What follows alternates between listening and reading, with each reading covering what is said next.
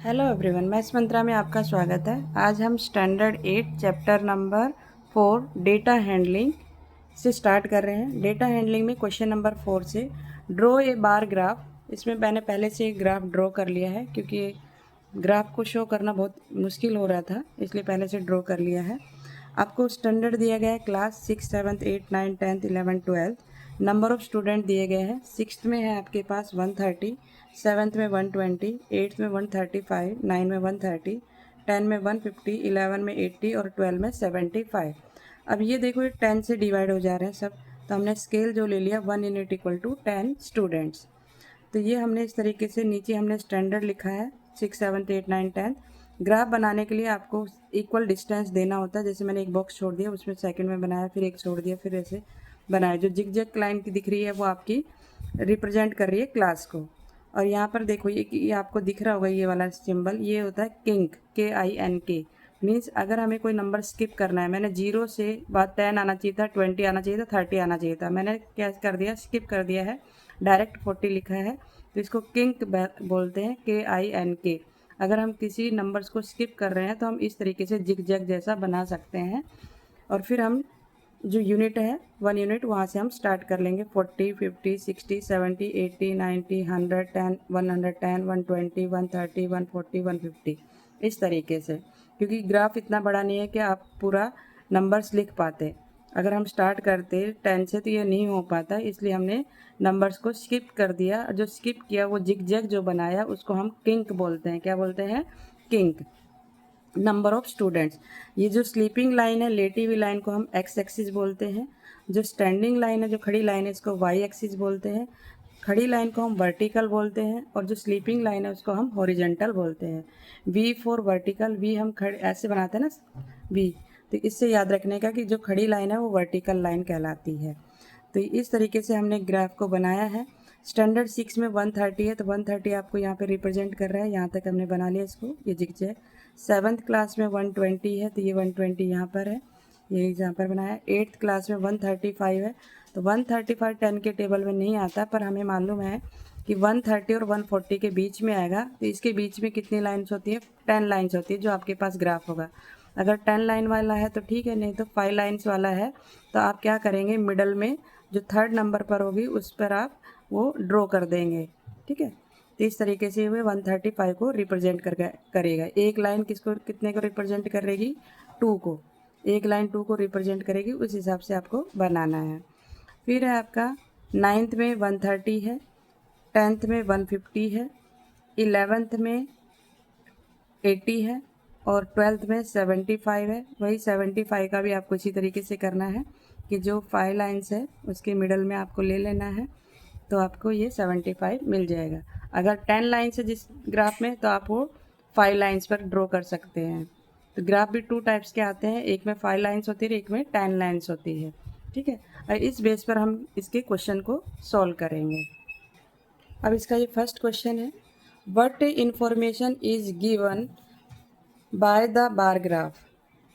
Bar graph में किसकी information दी गई है? बार ग्राफ में हमें किसकी इन्फॉर्मेशन दी गई है? नंबर ऑफ स्टूडेंट्स की ना।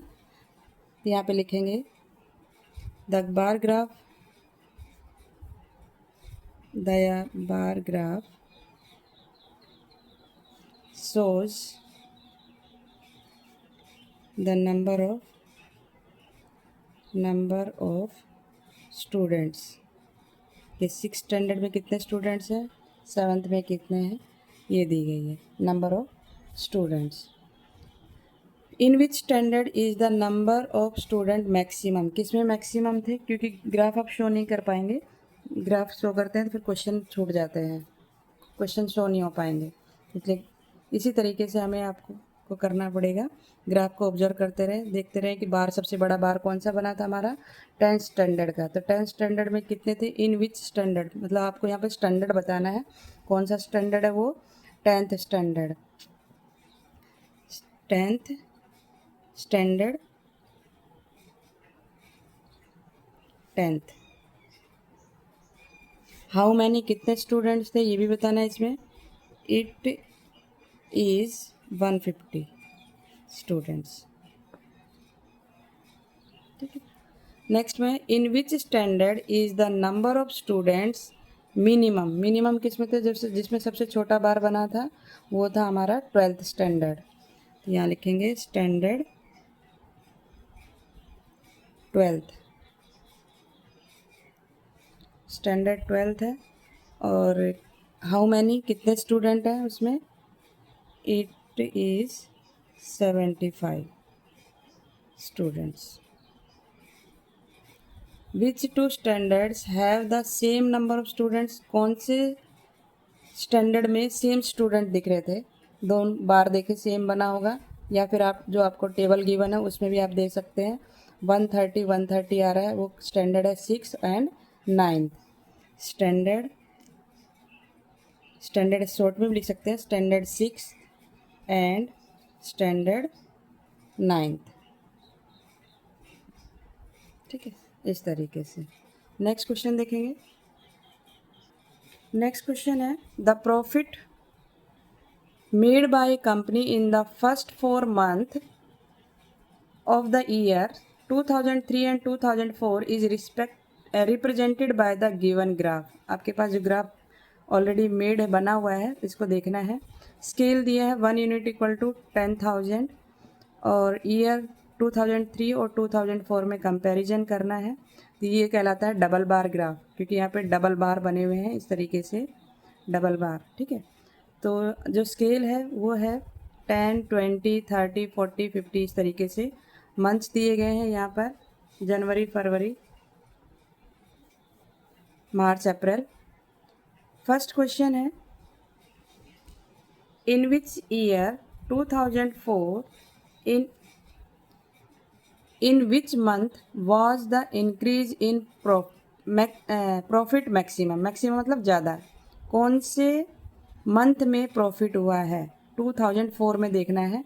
तो 2004 के लिए इसने क्या लिया है, देखो इस तरीके से हमें शो करना पड़ता है। ये ब्लू कलर है 2004 और ये जो बॉक्सेज बनाए गए 2000, ये ब्लू कलर 2003 के लिए है और जो बॉक्सेज बनाए गए हैं वो 2004 के लिए है। तो जो इस तरीके का बॉक्स होगा वो आपको देखना है 2004 में। तो 2004 का ये वाला बॉक्स है, ये है, ये है और ये है। तो मैक्सिमम प्रॉफिट देखना है किस कौन से मंथ में इंक्रीज हुआ है। तो जो सबसे बड़ा बार है वो है फरवरी में, तो आंसर हो गया फरवरी। नेक्स्ट है हाउ मच लेस प्रॉफिट, सबसे कम profit did the company make in January 2004 as the compare to the January 2003। जनवरी में देखना है आपको और लेस प्रॉफिट कितना हुआ है वो भी बताना है। तो ये है जनवरी मंथ, इसमें 2004 भी दिया है और ये 2003 को रिप्रेजेंट कर रहा है, ये 2004 को। तो ये है 60 मीन्स 60,000 है, क्योंकि हमने जो स्केल लिया वो 1000 लिया है, तो ये 60,000 है और ये 50,000 है। तो इनमें जो लेस प्रॉफिट हुआ है वो कितने का हुआ है, इसमें से इसको माइनस कर देंगे तो हमें 10 मिल रहा है और उसके हम साथ लगा देंगे 1000, 10,000 हो जाएगा इसका आंसर। नेक्स्ट है हमारे पास in which year 2003 in which month, year और मंथ में देखना, ध्यान देना है, ये ईयर की बात हो रही है, यहाँ पर मंथ की बात हो रही है। Did the company make the least profit, सबसे कम प्रॉफिट कौन से मंथ में हुआ है वो देखना है। तो यहाँ पर देखेंगे हम, ये देखिए जो बार सबसे छोटा बन रहा है वो यहाँ पर बन रहा है, तो मीन्स मार्च में, और वो भी 2003 है, तो 2003 का ब्लू बॉक्स है, तो ये आपका सबसे कम प्रॉफिट है। देखो ये इससे बड़ा, ये भी बड़ा है, ये बार बड़ा है, ये सबसे छोटा है, तो यहाँ पर सबसे कम हुआ है वो है मंथ मार्च। नेक्स्ट है question compare the increase decrease in the profit of 2 years of the month of April. अप्रैल में देखना है इन दोनों मंथ का कि क्या प्रॉफिट हुआ है, यहाँ पर देखेंगे प्रॉफिट हुआ है या जो भी हुआ है, डिक्रीज हुआ है या, तो ये 2000, ये दोनों मंथ का 2 years का देखना है, 2003 और 2004 का अप्रैल मंथ में। तो ये हमारा है 70,000 को रिप्रेजेंट कर रहा है और ये हमारा कर रहा है 50,000 को। तो 70 में से 50 माइनस किया तो हमें 20,000 मिला। तो ये प्रॉफिट हुआ किस में, देखिए इन 2004 द प्रॉफिट डिक्रीज, इसमें डिक्रीज हो गया 20,000 का, डिक्रीज मतलब लॉस हुआ है 20,000 का for the month of April. Profit नहीं हुआ है, ये देख इसमें यही बताना था, डिक्रीज इन द प्रॉफिट। जो प्रॉफिट था वो डिक्रीज हो गया कौन से मंथ में, अप्रैल मंथ में। तो इस तरीके से हमने आज ये क्वेश्चन कंप्लीट कर लिया है। नेक्स्ट क्वेश्चन नेक्स्ट वीडियो में देखेंगे। वीडियो को ज़्यादा से ज़्यादा लाइक करें, शेयर करें, सब्सक्राइब करें। Thank you.